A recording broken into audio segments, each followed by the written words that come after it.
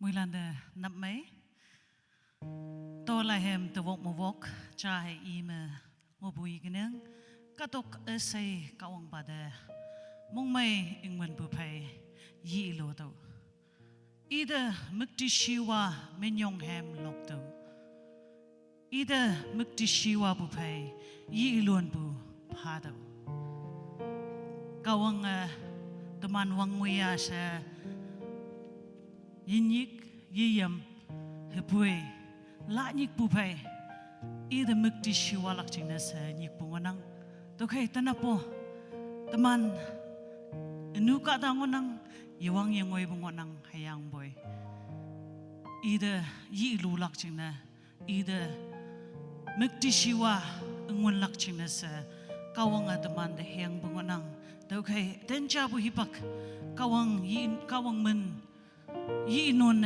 ida mukti shiwa chamsa tamana hem lokatai ha hymn number 96 epke hymn number 2 mawok 96 mamsa lena tainang spitting away.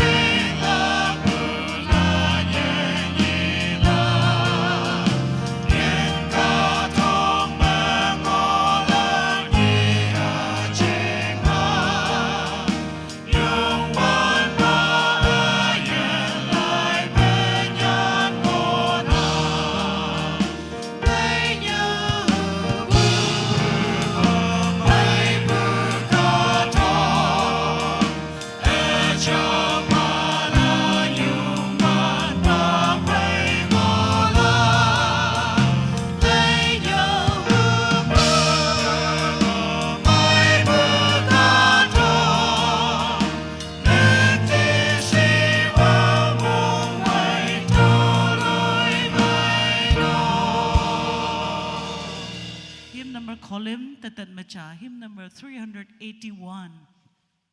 381. Ating lakya chisu ngao chai ngoya.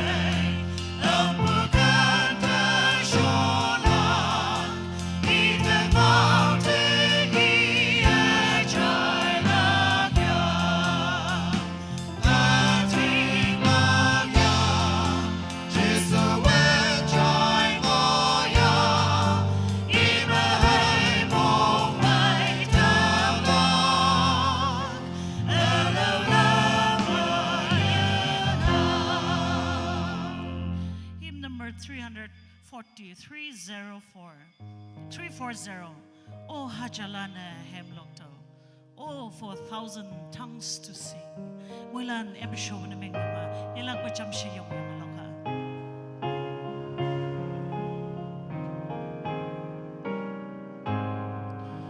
Oh Hajalana.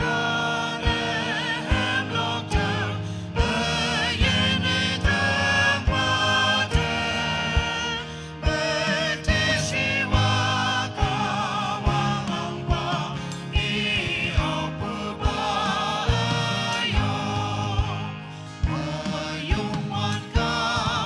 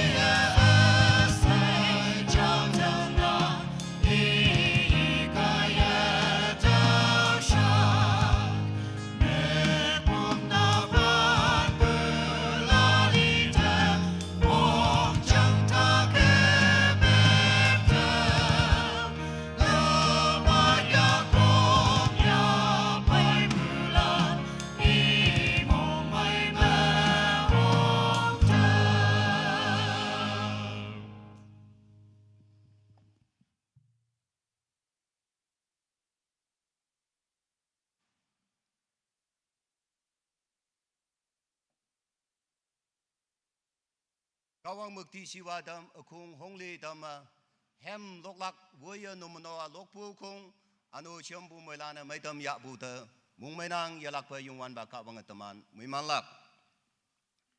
Dawu teman pe ambuilak sine kawang ngau cha ilak iyang pe ma teman pe yoblak sine tigon alang ba ece akat ida tongadan nang.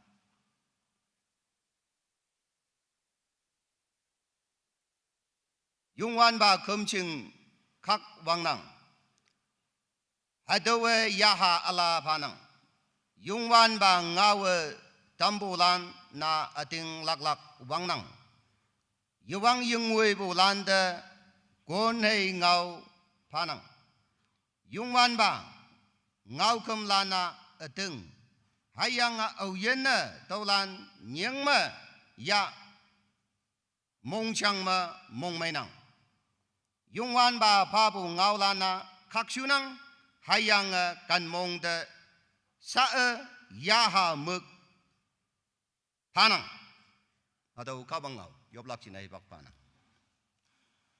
kawang di yokening wang tang mangopo oba nang min achao hanang nang angjing pai kai wang tang mahang ngoya pai tau kia KBCM jing yu khim jing mong ma nang mong hanang tini tomane chona pailak tai dim asai me yungwan ba kawang nang achao yaha angan mong om kai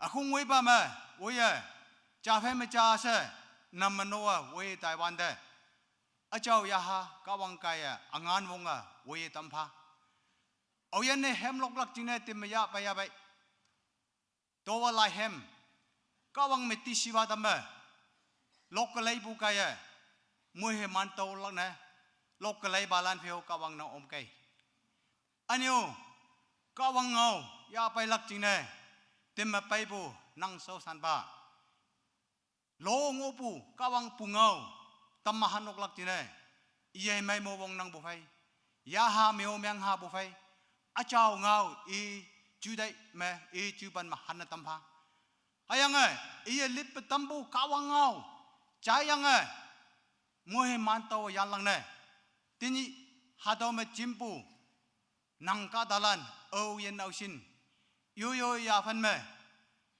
yo yo ayen nang yak ta phân pha saran dan meng yang ơi in nhai bu phai bay ang ngon kì môi lan cao ang ngao trái lắc chứ nè căn cha bu mong đây wang sim phai Asia in nyaya so janga kawang ngau chai na tamha kawang ngau chai bu kaya moi lana moi he mau akim yanang bu yaha angan ha haying wong tawe yang lak china se kawang nang ave ta wai bu ngo phau se hato ba tai dim kawang panang yak ta fan fa chona pai tai be nang mu wong ala sip si yue na jere chisu Christ amin mi yop wai tolan asem opa nang monga iyo amen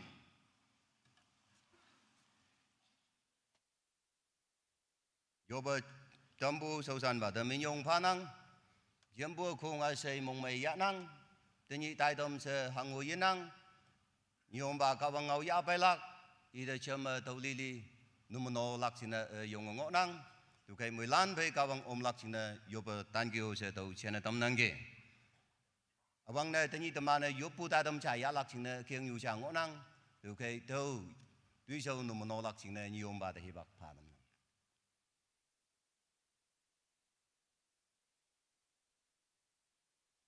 teman phai doma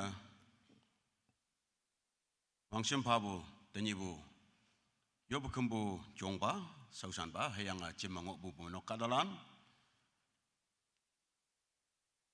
mondown ma school ma yengok hibak chame hayang boy government high school anio public school model school Don Bosco Douglas school halan kengok bu hibak matau lainnya suyanggi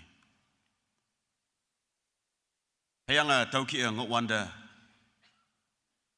teman ampukan menyahu hayang admission tau ok tau kan ma lainnya bu ngonang public school hangiba community school ngo ya be sau mai KBCM de handover na myang atam KBCM gaya directly namno ayok hayang boy ka dalan yak ta pha namno kai spa wangbeng pan mga tanan jing hakalina tam yang mawang to mana hadaw public school hangiba asong wana to mana chai ngo hadawa angjong school angjong mission high school se min yang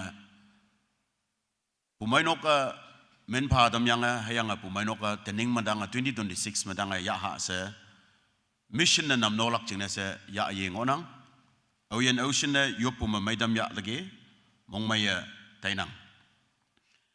Tau kema school mabu ngonang hayang boy mabu yome.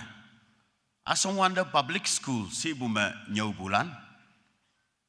Wang biang jia ni jia hayang mabu wang biang nyau ya. Kelas hang si menyau ya bioy. Hadaulan cha mangi hunang. Tau class 7 and 8 public school.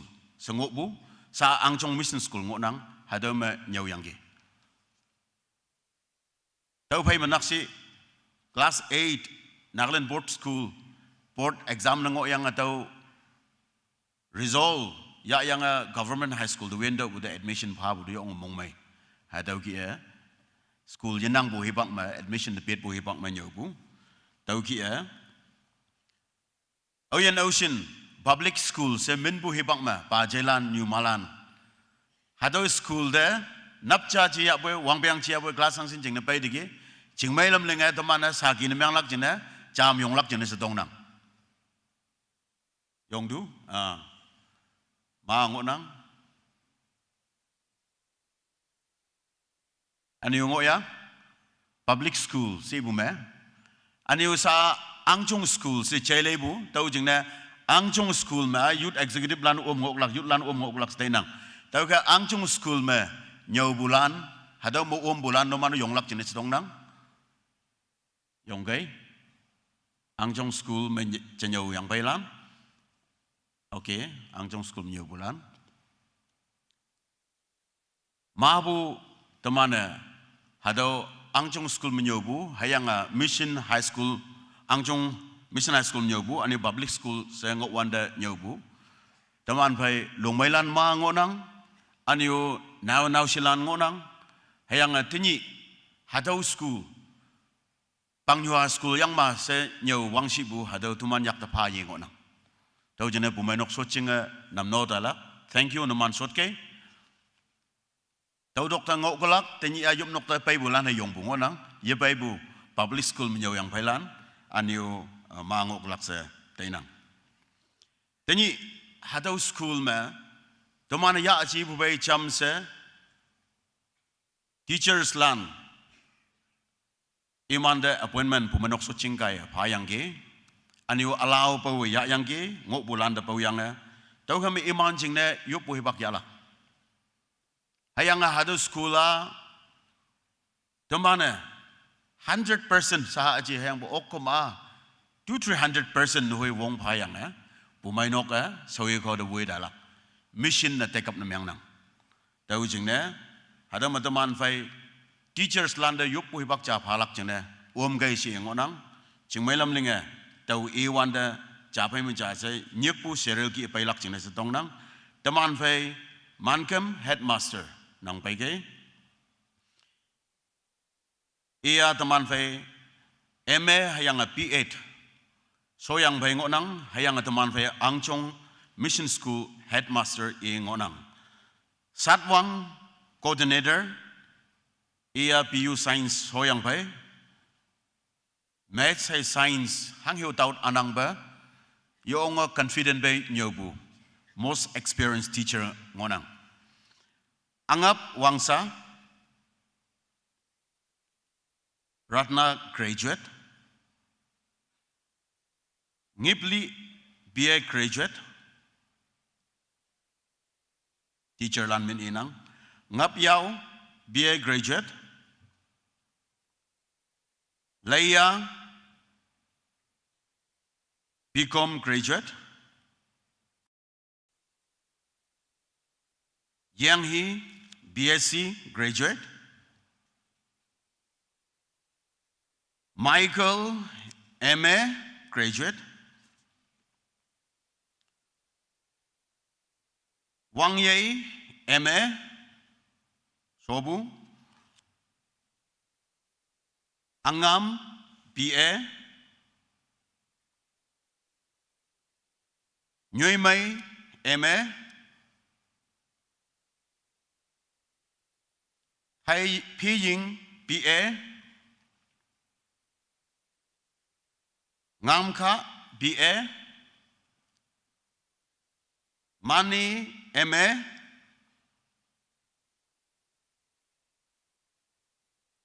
Long Nam BA.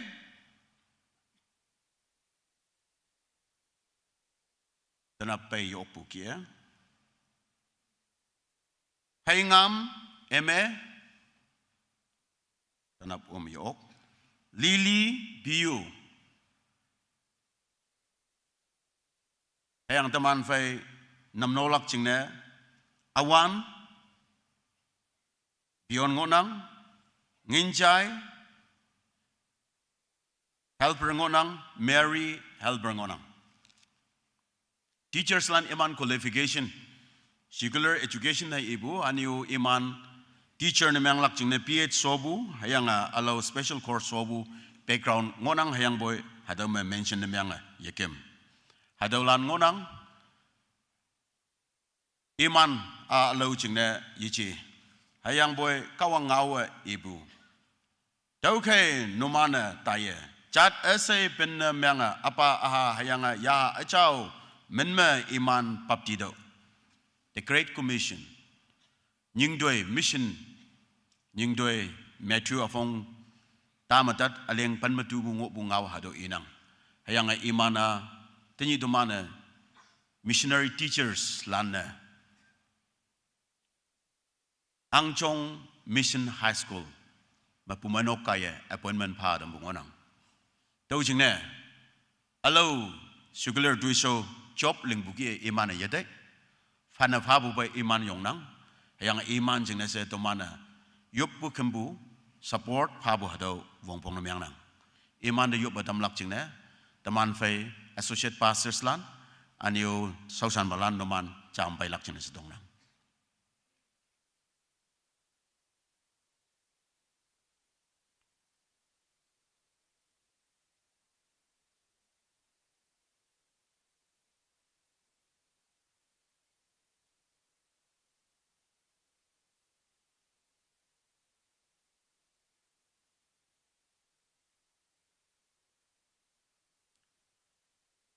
hayang sa teman fai dama teachers hayang boy missionary teachers lan ngonang iman na halana au hi religion ji abu iman nyau nang hayang boy Jisu Krista sengbu machong adamlak hayang holistic education iman tau pai nam nolak ngonang dekam teachers lan no mano sagi nemyanga nail down nemyang lak jenis dong nang pang halan to mano cham yong ha Angchong Mission High School teachers lan hayang school kawang yak te semadama teman jam se yup pak ya yoba haleluya ciao ba ada ba yang ba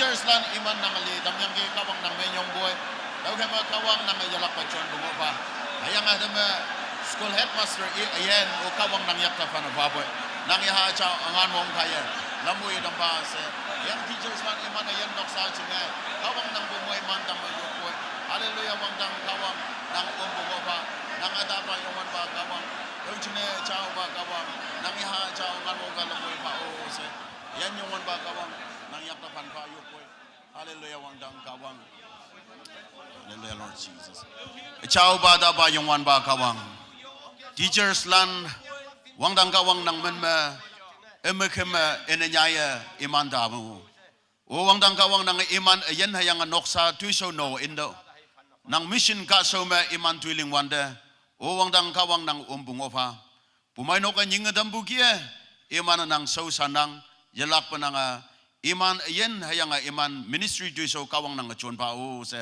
apa aha ya achau kawang men ma teachers lan iman yen hayang calling read the get na yang fan fa yop nang dolana so ba nang mong ye amen teacher adom jam tan ke adom salam ya just you start from yes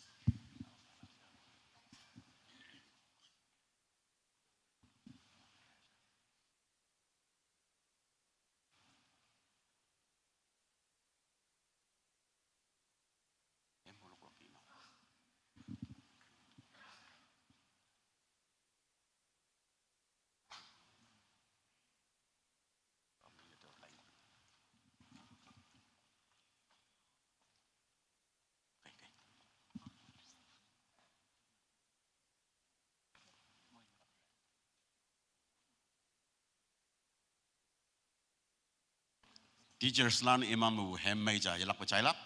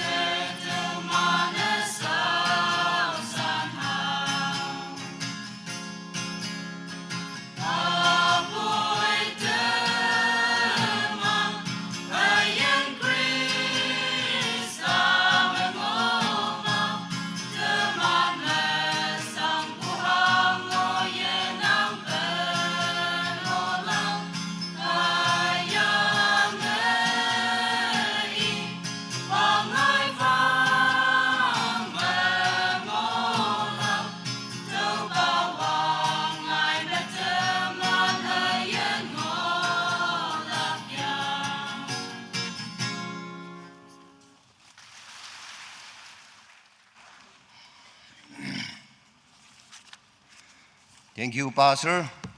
Yopu numno wia yopatampu may damya po muy lan.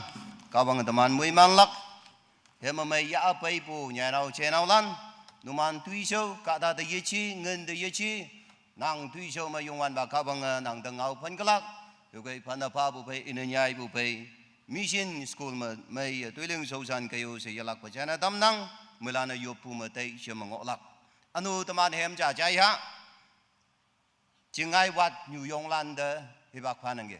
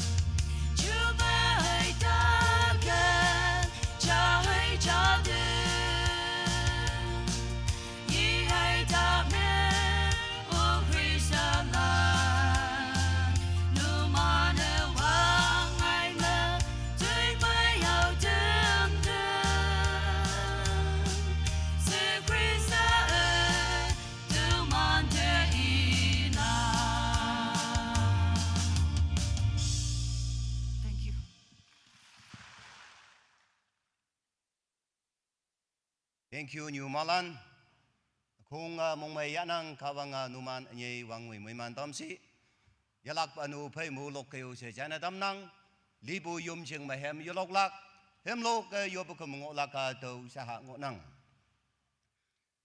Sa teman pay offering hay healing service numanolak sinay yum ba dahil bak panangge.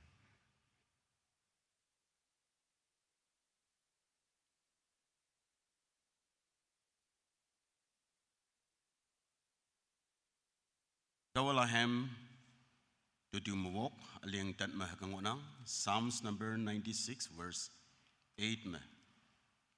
Yongwan ba mikti shiwa yilodo. Tobu ya hayanga I konyo de bagay. Ada kawangao. Teman ya baibu tobu nam nolak jinese sausan balan de bagay. Hymn number 385. 385.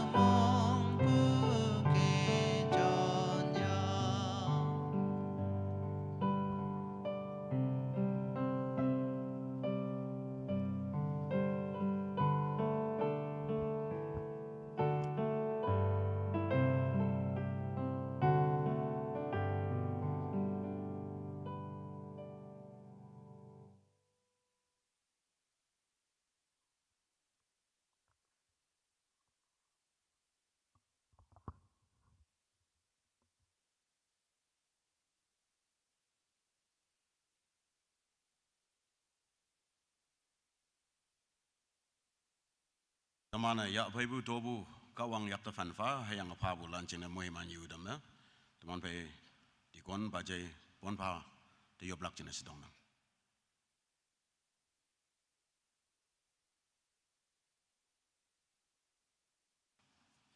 Yofa muhiman tambu acau yang aying kawang oba tenap pushom yu hipak ame cina se kawang nanti minyop hanang. Wang tang coba kawang nang hangsin maibu.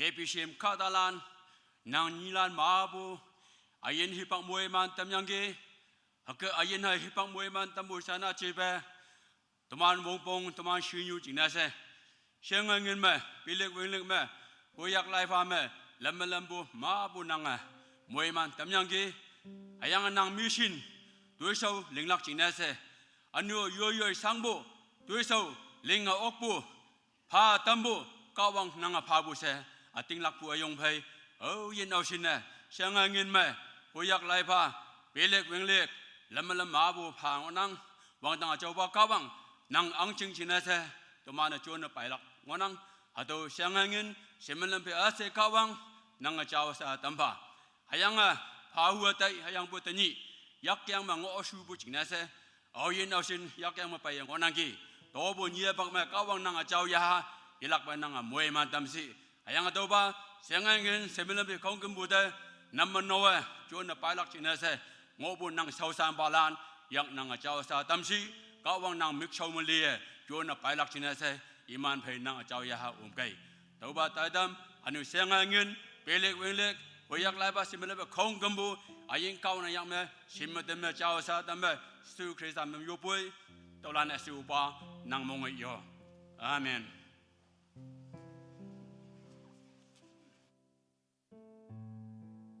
Nam no dambu sosan balanda kawanga enye moy malak yop pa bai bukia to mana jalak pa yop pu yahu balan jingne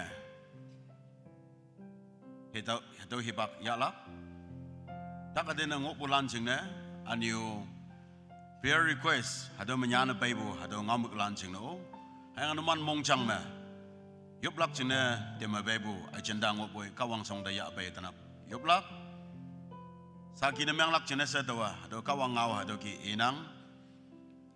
Psalms number 41, verse 3 me. Ope iman taklakay, yongwan bawa iman da chamlak. Hayanga iman taktin mo po may tamlak. May ikata na miyang bu chinesa, takpo sangbu tuman mangonang, hayang boy kawang ngawi ibwa, nang hayanga tau sangwanda takwanda iya may damlak hayang chamlak hadaw iyang ngonang. Dogema Psalms number 41 verse 3 reveals God's compassionate care for those who are sick and weak. We are going to have a time of special prayer for healing and restoration, and also to bring whatever prayer requests you have to the throne of grace this morning. Oyan ocean ating lak bufay nang dak may lak hayang nang landam butaw lak nang ating lak po renew na miyang lak burdens hanggi esay kawang da fanafalak nyambu esay taw lak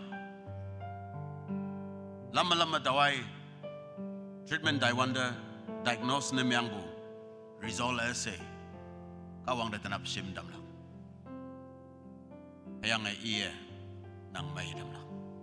Oyan ocean, yopuya hunangge, nang nyue mayong lak jeng nese hado hibak ebnang. Tumana naman jeng na yopu hibak yala. Kawang ang muhiman, kawang ang ngedigi, kawang ang ngedigi. Kawang ang inang. Let's close our eyes. Taman mo ilan mengoy ha. Aniyo yung lak moya. Please stand if you'd like to bring your request to the Lord. Seek healing, restoration, peace in your life. This is the right moment. Come to the Lord with faith, and you shall receive healing, restoration, peace of mind. And not just that, our God who is gracious unto us, He is willing to forgive your sins and my sins. And you shall be saved, and I will be saved in His gracious hand this morning. Tuman cham siyo po'y yopa. Hallelujah. Ay chao ba da ba yung ba kawang nang song den ang katalan ya bay nang. Oyan ocean dakaten po ba yung onangge. Wangdang kawang nang song ya bay wanda nang achana yibo ayong yakay. O wangdang kawang oyan ocean me mong sang mong mengbu hanggi yi yoong ay iki yang onangge. Adolan kawang nang somda ya bay boy nang achawa ataba yung ba kawang nang wong achuan ba nang ataba nang achuan daw hayang iman mongobu takheden mong sang mong meang ese Nazareth Jesus Christ man matay do. Hayang nang alana dambo Father. Tanap awian ocean. Lauhit ng onang ye.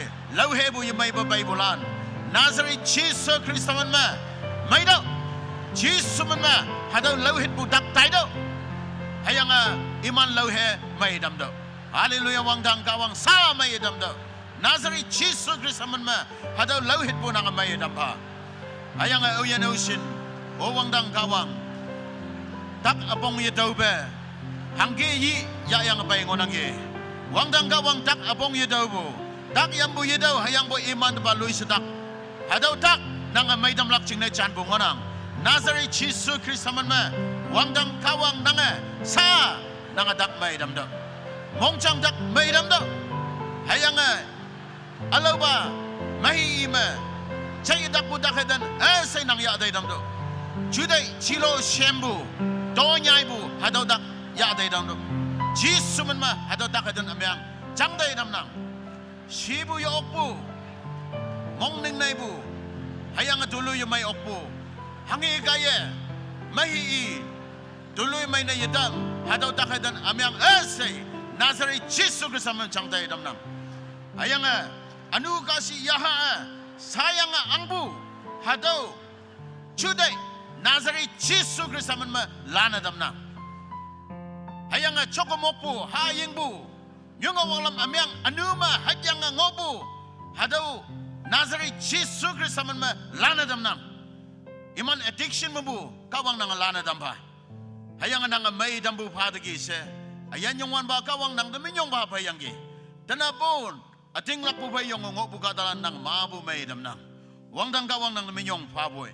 Ayan da ayan chinpa udam dege wang dang kawang nang menyong nang hayang namu nang mubu angan wong wombu pai nang mubu sipsi gaya pau ben bu anu o chau dambu nang chan bu oyong jenese menyong panang ni se anu ling na dadam hayang adaw malainya na baybulan apa ha ya chau kawang nang men mayak chon adam nang nang imana nyana bible prayer request say de hibang makaksue kaksubu tuisaw bay nang chan yedo Jajang cha nyan bu na mayang dadam nang men nang kadalan teman mong cham yang yobbu hada ada ngaya kawang nang tuiling adam do yob nang dolana so ba nang mong ye amen shot kay kawang moy man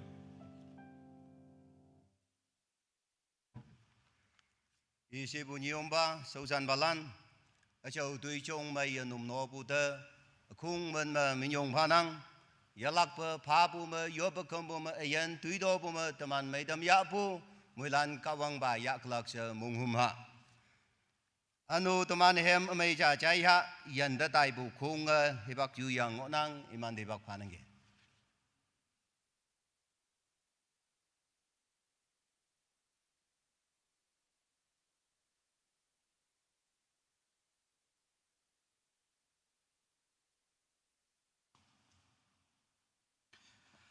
Melan din namay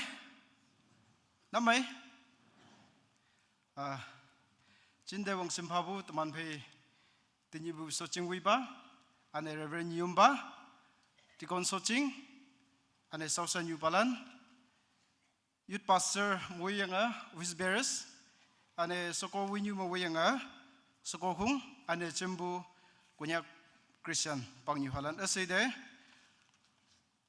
mongmayanang sa tuman sa tumayong butumana pumay nokke nyinga yop yanga sone taibukie longting town wancho taude revival singnese tuman be tuman worship team tuman si tat hake sonyengke tomatawa worship team lan wilak singnese taidau si bu singne amuyanga tuman sidat driver sa tuman pay driver yinang ambu tuman sidat hakie tayanga revival yong maya tuman hakie ya soyanga hacha ni hakie ongbo chau se Konyak pangyu halande hatau idam nengke ado west coast hiyik ya bua iman phabu hatau hingho hatau de pon ya bu yihno ne ya bu hatau Konyak yu hade hatau iman phabu hatau numan da haulak jingnese hakie sau yang ngai bo chau se ngai yang olak ching sa do akhung da do i tam nang ke ane Longting Town Wanchu Baptist Church mebu Krisaya yang salam ngaulan pumainokte ngautam sio sibu hatau hilak be ngautam nangge ane imano sa yupnok wilak jingna se yonga imano haki ngonang tau jingna tau yupnok wilak jingna sio tumande yup pekembu me champau sibu ngaulan o haki pongdam nang ane sa tuman hem jaloklak hatau hindi hem ngonang siong ba taman muilane singnang Arunachal Chajahi de Kemgama Hindia imane siong selok pujingne tuman itu Hindi hema hakia temya ngonang jauh se saat tuman loklak hema haki tam nangge. Thank you.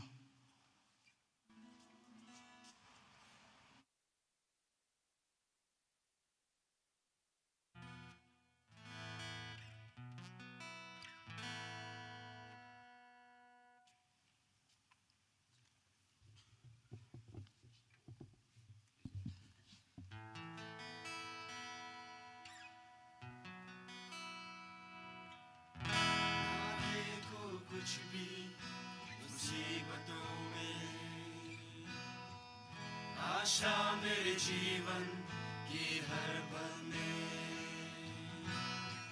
ना देखो कुछ भी मुसीबतों में आशा मेरे जीवन की हर पल में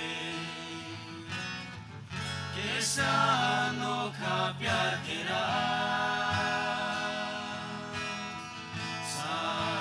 छोड़े तू मेरा कैसा अनोखा प्यार तेरा साना छोड़े तू मेरा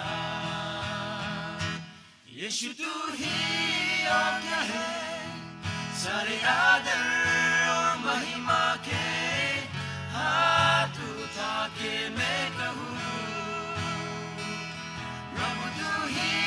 और क्या है सारी आदर और महिमा के हाथ उठा के मैं कहूँ तेरे चरणों में मैं बैठा रहूं तेरी बातें मैं सुनता रहूं यीशु तेरे पीछे मैं चलना चाहूँ तेरे चरणों में मैं बैठा रहूं तेरे बातें मैं सुनता रहूं यीशु तेरे पीछे मैं चलना चाहूं तेरे ही तरह मैं बनना चाहूं तेरे ही हाथों में रहना चाहूं तेरे ही तरह मैं बनना चाहूं तेरे ही हाथों यीशु तू ही और क्या है सारी आदर और महिमा के हाथ उठा के मैं कहूँ प्रभु तू ही और क्या है सारी आदर और महिमा के हाथ उठा के मैं कहूँ यीशु तू ही और क्या है सारी आदर और महिमा के हाथ उठा के मैं कहूँ प्रभु तू ही और क्या है सारी आदर और महिमा के हाथ उठा के मैं कहूँ कैसा अनोखा प्यार तेरा छोड़े तू मेरा कैसा अनोखा प्यार तेरा साथ ना छोड़े तू मेरा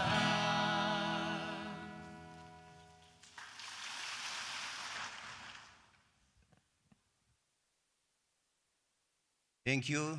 Nhà nào chế nào lan. Em lo có tâm pu, yên yên ngao lan ở xây, ở khung mong mày yết năng cao bằng mười man tâm sĩ. Có nhiều bà thơ, y bây giờ mà tầm anh ở khung em trả lộc khác, mình nhỉ mong mày vang đằng em trả tầm anh lộc khác. Hem number 447, 447 Hado hema haja pel time loku nang yang bui hado hem lok lak teman di bak wang yang olak. Điều cái hado hem hado wang dang hem ngonang. There is a happy land by Tilico melody. Hado wang dang hem lok lak sing ne. Yu yu chu dai mong chang de chuan yang a. Ka wang de pan pa ka wang de lei yang a teman hado hem lok lak. Điều cái hem number 447. Eba tau kama teman so yang lok lak adawa. So yang a chom sa loka.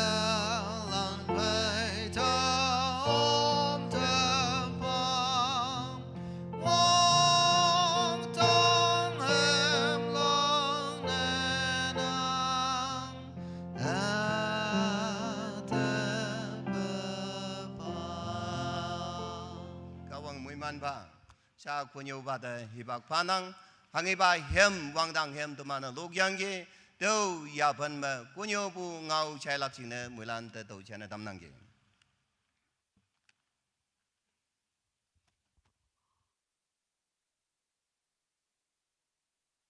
KBCM members lan dok te pawe oyen ocean yen kem oyong bulan pa yesu ngonangge bumenok so chingmen ma yalak pamoilan mong may pone ya po do China damnang. We are privileged to have our members in Christ coming from Aizol. I'm told they are being seated up here in Kellery.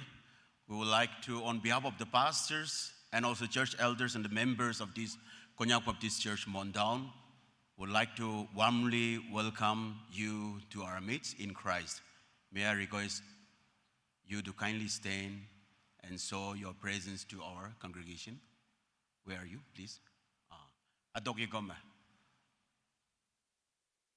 Marap habu kada adoki goma jenang wangai si. Iwan pay ngonang. Once again, it means a lot to us, and I believe it means to the Lord as well. And you are here to play football for peace, and it also means football for Christ. We would like to cheer you up and welcome you. you and also the Isol FC11 and also Mon FC11. Shall we cheer them up with a round of applause? Yeah, please be seated. Iman teman pepe ngonang hayang imana pangting me date 2 p.m. Hado me Mon Village Ground me wonlak ngonang tau jing ne hado me laina ong bu oklak aniu iman de temana heki yin ba upa ya bu manlak yo bukim bu macam lak jene tau damnang. Teman tay dam ma bang bu jing ne se Book of Acts mengau Bible hado de lai ye ya ok pa hibak atanja tin tiki. Hayang at janap hadaw ki alaw taydam yanang wanda Book of Acts chapter 17 the lai hunang. Let us turn to Book of Acts 17 verses 1 to 9.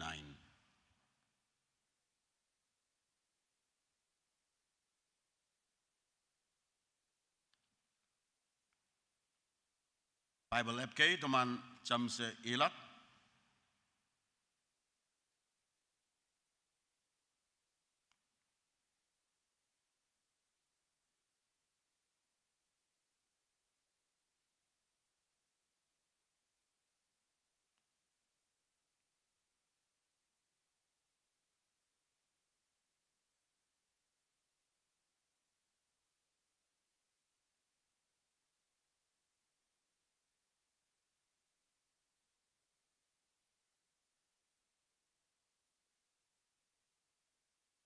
Kada adam Bible ya bepai gema tau mungu buda ulai bu oklak hayang boy Bible ya apai bulana Bible di lailak hadau mo hobu kai se aniu Bible ya bai gema ya mai lakhe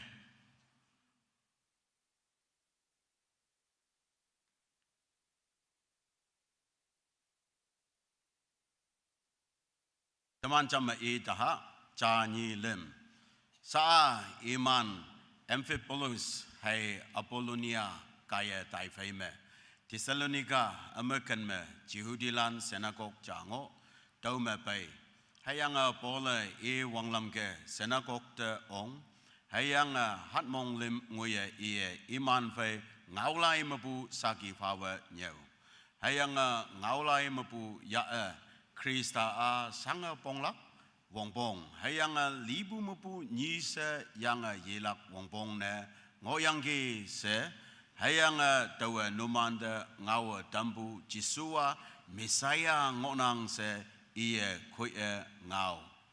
Iman Adam meangna tamme wanglam de kanbu Greek lan akung ayong cha hayang ayong lan soko mabua Paul hay Silas fai om hayang boy Jehudi lan miktak jokpa amyang lan Adam sai chim akung chana myang yang jingnu mop ngai ne tam hayang jason nok seme ka talan tang de iman we bailak jingne yam hayang boy obe iman yadau iman jason hayang jehenaulan adam jingnu wanglam lambalan tang de soye baye ingwana Oyen ka dok nyu lai kai na tam iman tau me o paye ngonang.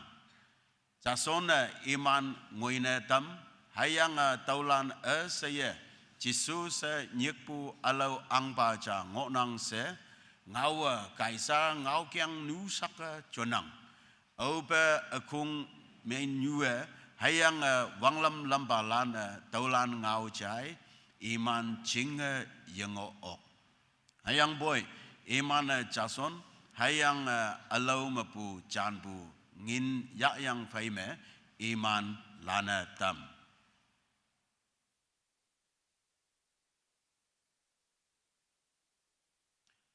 Ada maya fanyang kadong you like Adam turning the world upside down. Thessalonica me pungau amai tebu angan wong. The power of the gospel in Thessalonica.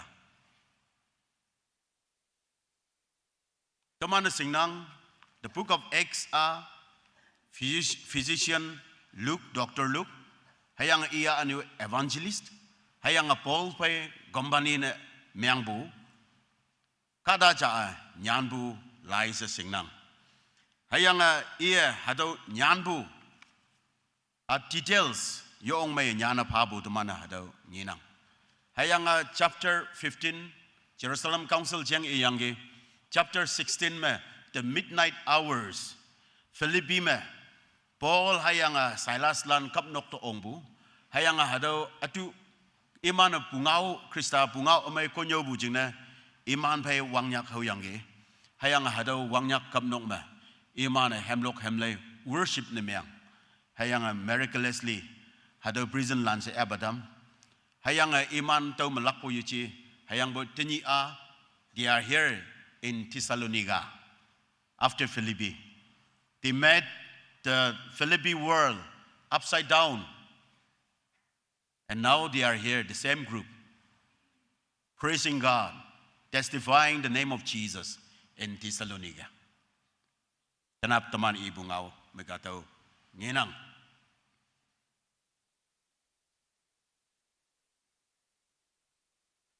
Hayang atumana hado chapter 17 1 to 9 dalay wanda hanghiba Thessalonica me Jisu Krista pungau ame nyobu hayang hado ngauting ba Krista me hado de chane yebu gaya neutral believers na yango hayang boy tikpan na tawa Krista jing sigma Krista jing yiji sigma yiji sa ngaupan ya okpo hado powerful effect gospel gaya paidambo hado remind na mga tamnang the gospel turns the world upside down because it confronts what human pride kada nyo ha o yada ba o hingo na ani o da bu ngango hayang boy Krista pu ngau amay ba hado bay sapnyek po hado challenge fa hado yisuja o yada lak hado ibu religious traditions Jihudilan myang bu wanglam hangsen wan buda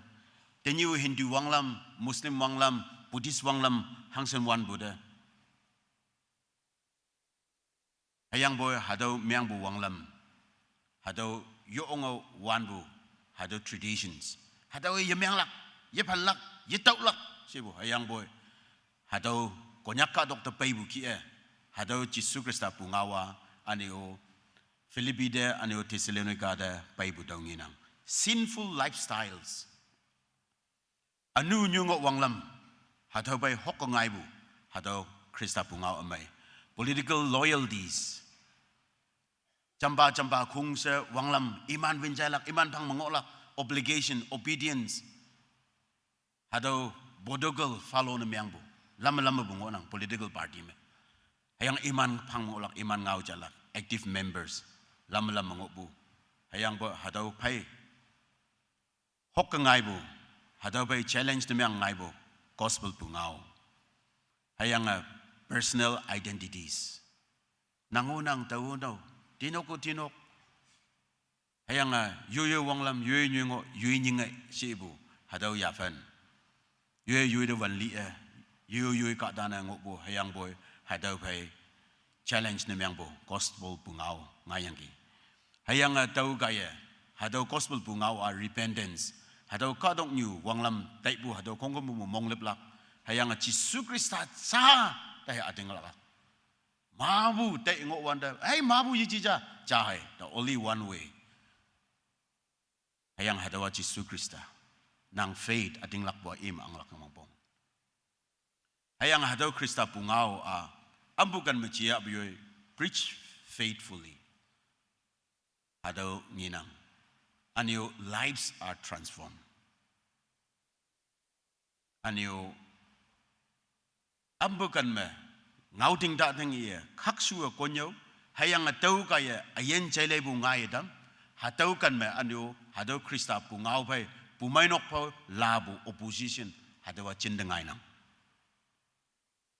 hayang atau ki tanyi teman ka dong mongo sunok ani India mangona hayang ka dong akan fime ngona hayang boy Krista pu ngau kaksu bu konyo bu kaya life ayen me chele bu hado transformation ya painang the same gospel that disturbed Thessalonica still disturbs the world today Tani Christian land tisna persecute na miyang buwa hangne hadaw Jisu Krista pun pungau konyo bukan me kadalan ma hadaw chayang hadaw pay du wi daya anu asuk me akan me hadaw mop jopu ngai dambu hadaw disturbances ngai bu hadaw panglak hadaw yisulak sa hat bible da ating yalak pu gospel da ating yalak pu tau jing na imana ating yalak tau bu da ating lak pu lana maya ating lak taiwan da ating yalak pu lan jing na hadaw yu ong pu sangsi ngonang. Number chama, the gospel must be proclaimed. Pungaw amaya kunyaw lak bongbong. Tau kama Paul hayang Silas hayang Timothy lana imana sing buhay sa kapayaang hayang boy imana chaki bahoya kamnong mabungayang o sang habang busat mat po mago mayang o they continue to preach the gospel.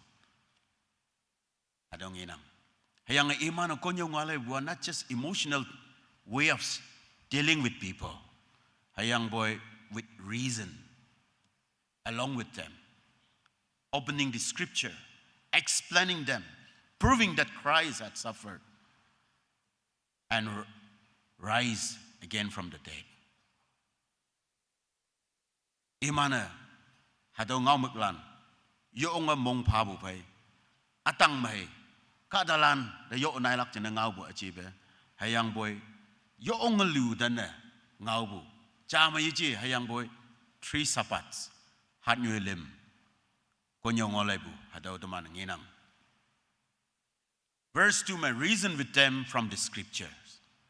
Hanghi may reason na miyang bu imana alaw political topic pay alaw pay fun lama bu activities pay imana ya apay bu yichi hayang boy tinyi bu historical account book of Acts lay wonder they open the scripture iman reason na the best from the scripture lying ngau mapu sagi pawanyo sa hadaw ninang. The Greek word used daligomai meaning to discuss. That means to have dialogue. If it is a dialogue, 2 ways, right?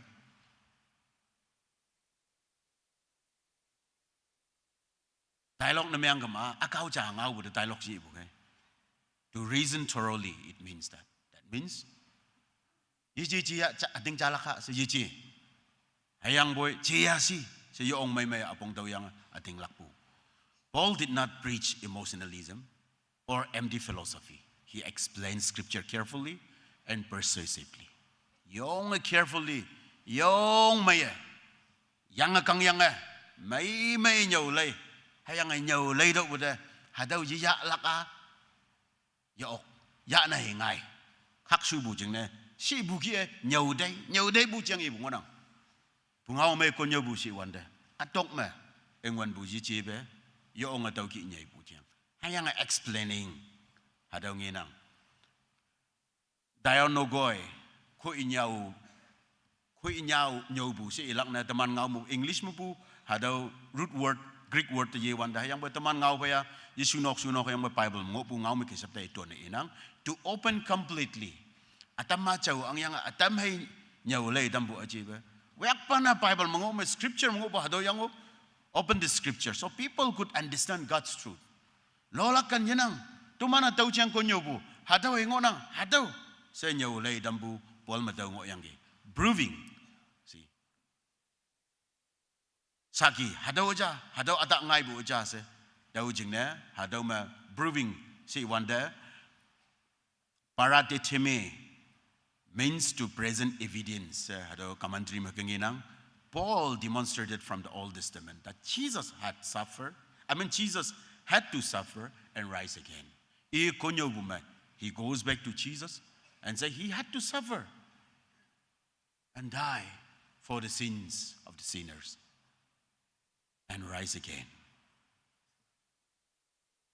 Hado konyo bunginang. Hayang hado evidence gospel center na miyang buha. Hangi si the Messiah had to suffer. Isaiah 53 me. Alang balay me. Jan bu hado ngok bu jing na. Hado aja. Die for sins. Isaiah 53 mangok bu. Anu jing na lilak si ba. Rise again. Psalm 16:10 mangok bu. Anu yang ayilak si ba hado. And that Jesus of Nazareth is that promised Messiah. Genesis 3:15 me. Anu maabu lay mangok bu. Hado yang hado Messiah hadawa Old Testament mamu Judilan naman singnang Buddha chan bua chan ngot nang Buddha Bible references hadaw pabu proof na miyang bu evidence hobu taw nginang taw jenda the suffering of Christ hadaw konyobu the death of Christ Jesus Christ libu jen konyobu the resurrection of Christ yang yibu jen konyobu hayanga Jesus as the promised Messiah haga Bible macana ngobu hadaw Messiah hadaw jayo Sangbu Krista, Libu Krista, Yang Yibu Krista, hadawa Messiah. Iya. Ating lakman. Hadaw proof tauman. Hayang hadaw kadalana, Judea lanongo, Greek lanongo. Hayang ay ayong sokolan ungo.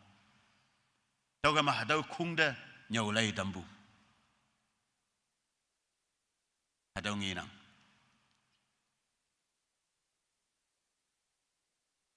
Tau kama Paul konyong oleh budalai wanda I nyobu kongkumba scripture ma rooted hado nyobu nang Christ centered empowered by the Holy Spirit. Tau dokter ya chao angan wong imu yang alo nyobu yujibe Bible de le yang konyobu tau cheng nginang. Charles Spurgeon konyoba cha ibu the gospel is like a lion. You don't have to defend a lion. Pungau amaya Saat nyu mai lang ki ngonang bu. Hayang mai lang jing nese either tian lak either yom lak defend hado hang yo wong bong na yichi. All you have to do is let lion loose. Let the lion be loose or the loosen. The lion will defend itself. No. Lion jing nese I maya pama I hau pama I tui pama se protection defend hado mechanism hado wongpong na yichi hayang boy wongpong na miyang buja hado lion I ba lan do lan kem hado mo wong ba I mo bugoy tau jang I khong kem bu nau ija hado inang Paul hayang Silas Timothy lan me ngi opua hado gospel pungau Imana kawang ngau lanadam hayang hadaw kawang ngau da au hiu pang yo okanok ka taibu tau nginang Nisubama the gospel divides humanity jajama gospel ka ta lana sip sa tam nang senyo hayang boy Bible adam lai wanda ka ta tamahan na tambua hadaw pungau amay kaye so ungai Si wanda Acts chapter 17 verse 4 to 5 ngi okpua. Some believe while others became jealous and hostile. Jesus Christ pungau da ating lak pulang. Hayanga adama anyo ating yelak pa anyo ohin mikta pungai buyang. Tau jina category ni kata ni na tamangai bua. Hadaw pungau amay chayang pa ma tamangai. Verse 4 believed ating lak pu miang bu. May ating lak yang miang bu tau di ibu ngonang. Greek word mo baitho hadong inang carries the idea of being persuaded to trust fully. Daman na nyaw label ma hado persuasion hado ngoya besi. Kata na nyaw hinyaw bu na miyang ama yahay oklak na yahay yalak na sa paybu yavan ma nyaw lay dambu. Mong da onga chak mong da onga. Heki nyaw lay dambu heki ating lakpu miyang bu chang inang. Tau kay ma Paul konyong olay wanda tisaluna ma ka dalan miang buat tau ki miang yang ki mai ampung tau yang hayang miang hayang atam ji miang bulana mai ampung tau yang imana ai religiously spiritually tawa hada memenuam si butau ngina imana confusion hayang apong pong yu tau bu jing na se ji miang bu yichi hayang boy apong tau yang chak miang apong tau yang tawa Min miang, so Jisu reject na miang bu, tau ngina. So genuine faith involves surrender and confidence in Christ. Heki ating lakpu, may apong tau ating lak kama, kada ja lan se surrender na miang nang buyang. Hayang hadaw kada mong yung matay bu, au tiyan yo. Verse 5 jealous, miktak po nginang.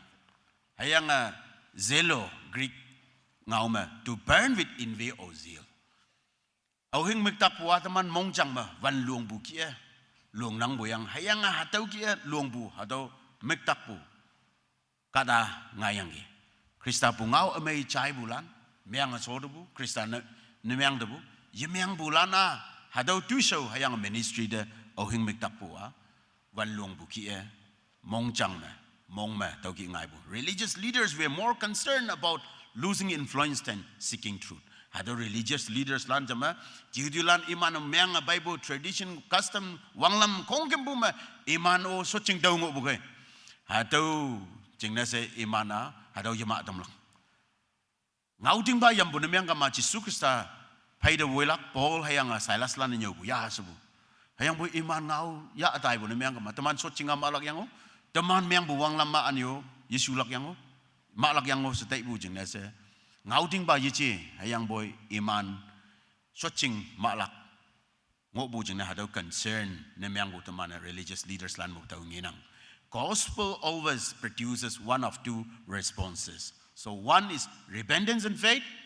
Ating lakpu hayang among lipu hadau cha bunga omay konya wanda ni sibu ba rejection and hostility. Like those Jews and non-Jews who opposed to Silas and Paul and many other disciples. Over Krista punga omay proclaim ne mea ba hawanda menya yichailak sa ibu yichi hayang boy yang pay yong bude ngo pay yong bude satamat bude kapnok tahan bude inglang sang pandam bude.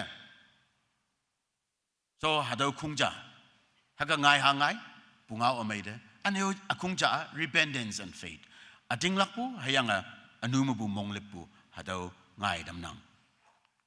Tomana uhiba kung ombay daw ting ating lakpu tomana monglipu ba kung hadau omnang sa ating laknang. Jesus himself declared, to nothing that I came to bring peace on earth. I did not come to bring peace but a sword. Matthew 10:34 mangupu ngawa sa ating among da ongnang. Tawan numandang da chingmay ya apay bu ni yemyang hayang boy I did not come to bring peace but a sword. Hadau yang lau ya pai pai nang bu. Dogan may yemyang bu pa chay naulan tambu yang lau hadau gospel. Hadau ki bu cha tamanang inang. The gospel divides because it exposes sin. Anu sinyak bu jingna iya yu yun memang nangai bu kai and demands allegiance to Christ. Krista pai de bu ha wilak yichi ka makadong yu pai. Si wanda hangga yi bukai noksan chi abo nyin dang nangai bukai chat na chi abo nyin dang nangai bu hadau division a gospel kai ya bai bu power hadau idam nang.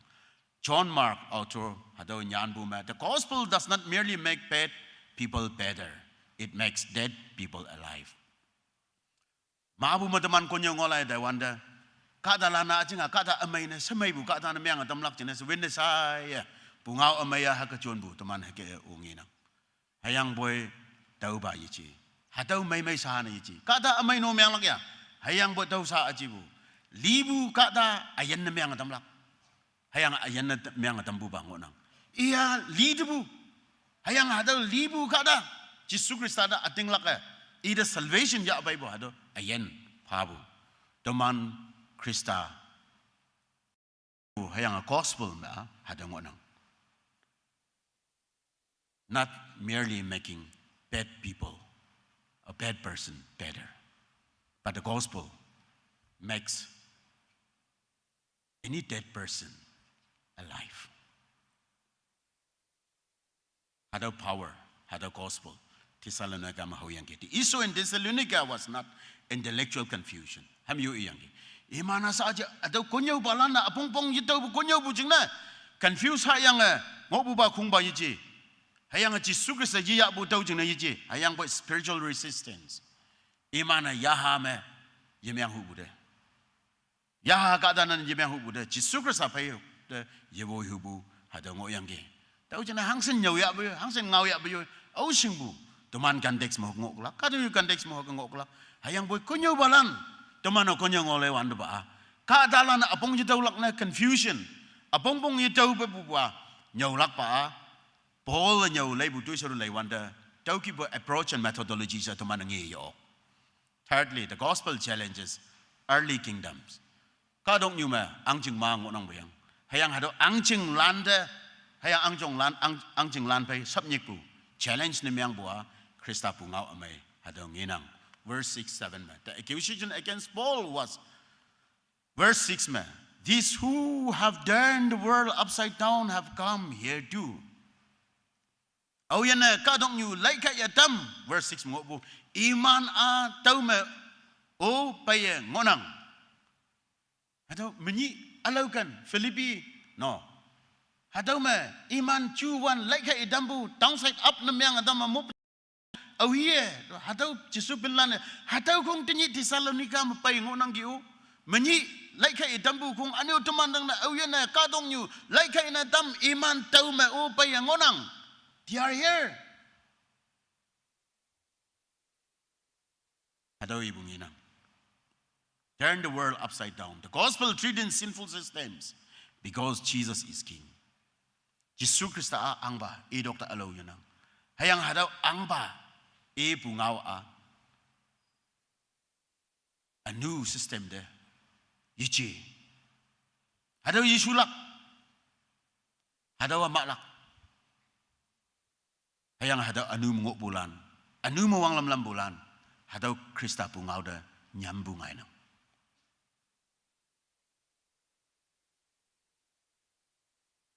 The gospel, the early Christians were accused of proclaiming another King Jesus. Iman hadaw Krista pungaw, jeng nyaw wanda. Alaw ang ba jeng jinyaw, kaisar jeng jinyaw, hayang boy Krista ijay nang iyo. Hadaw Krista jeng ibu.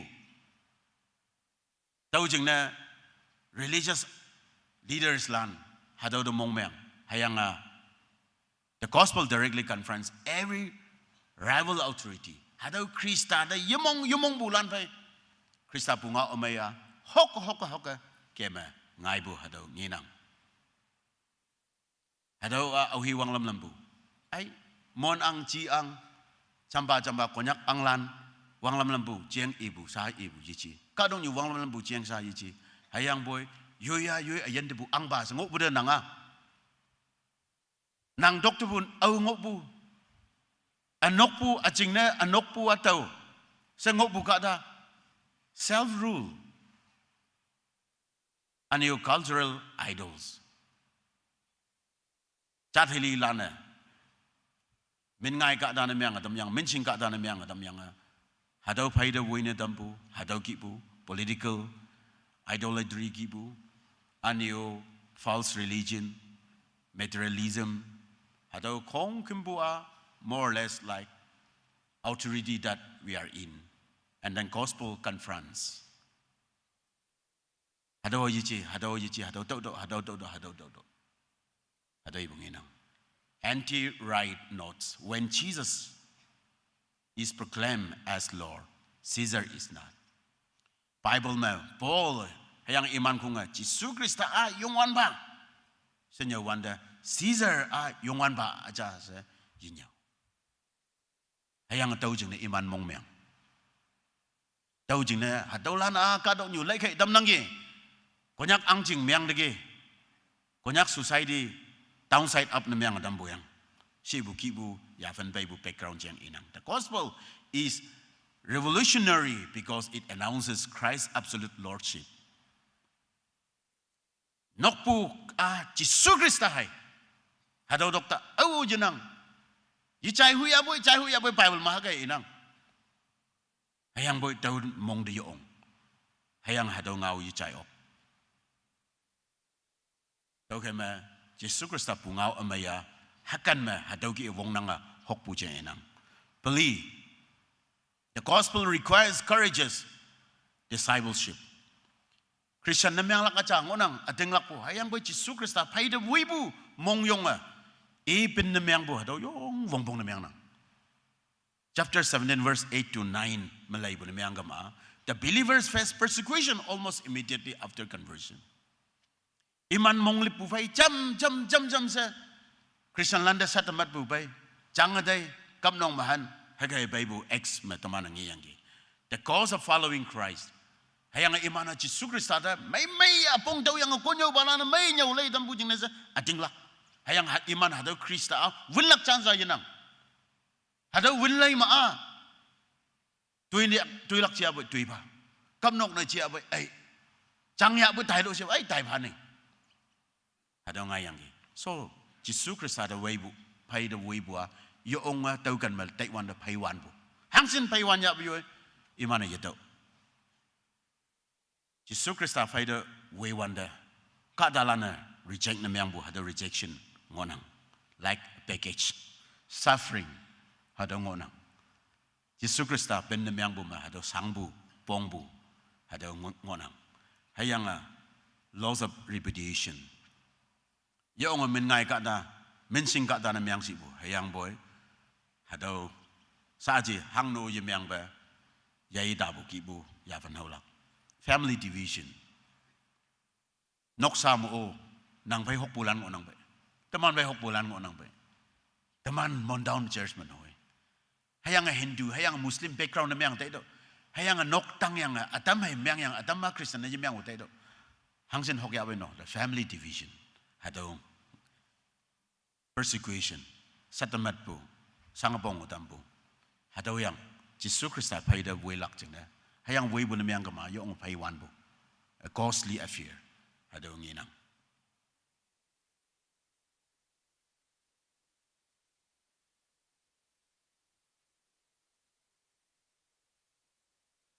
hayang boy ating lak po kadalan kong kimbo mong chonga au hiu kadong nyudule ye ba ngobu temana book of Acts matemana nginang Dietrich Bonhoeffer, German scholar, when Christ calls a man, he bids him come and die. Hado ibung iyangi. Ibu me Jesu Krista nyek wanda, invite na myang wanda. Jing na deny na myang fana fa lilak ya fan me nyek bu jing. Deny yourself, take up your cross, deny yourself and follow me. Sibu hado nginang.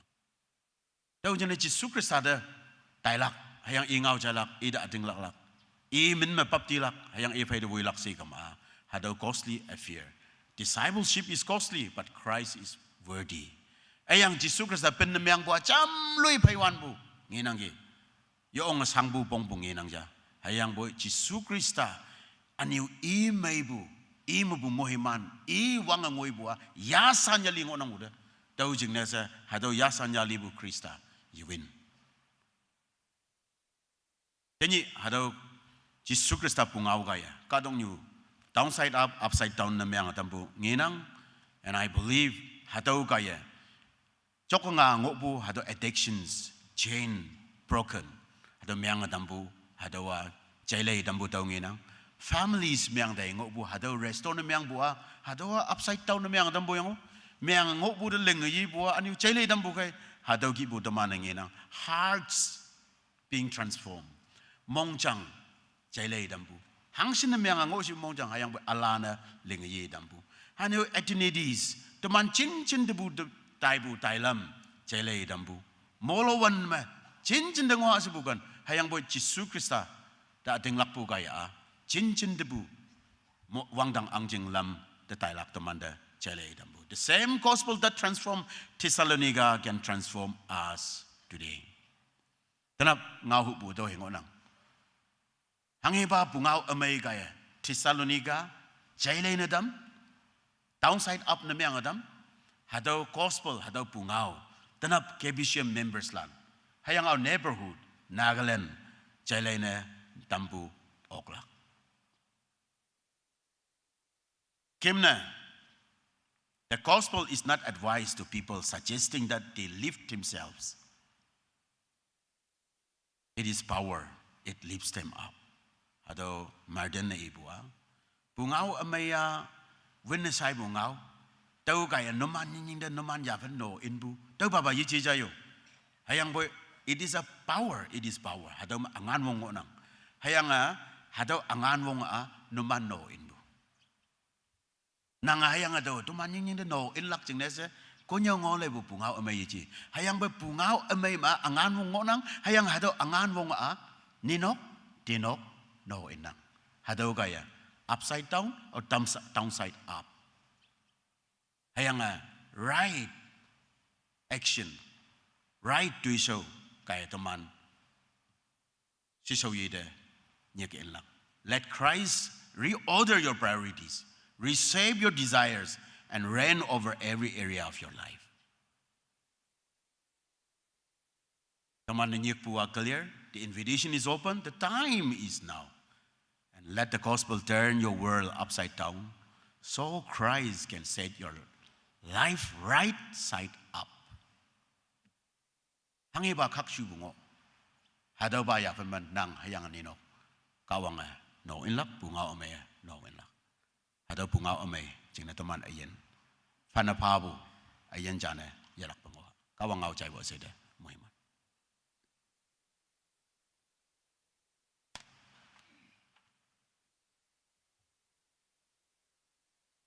Yalak pa ni omba mung may yanang kabang ngau Bible students London yau bukia yasan may tuman da pungodam da pu lai si pa ja phe ma cha se yu ga yalak pa kabang anang ayan noksa tui so bang mui man dam ba taman tui dem hem cha lokha hem number 355 column pan tanga manga closing hem number 355 Jesus among chang de since Jesus came into my heart.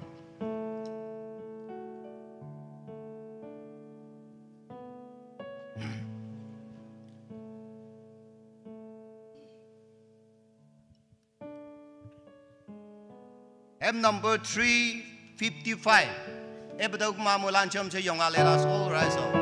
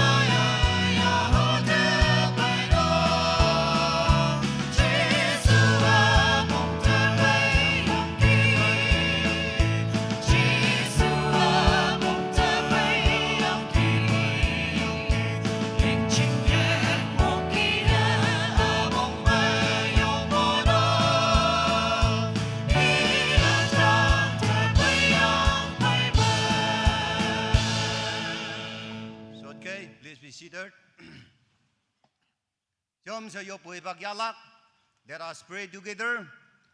Let me tell you some prayer point.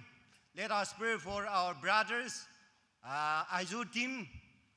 Once again, we welcome you and thank you so much for your presence here.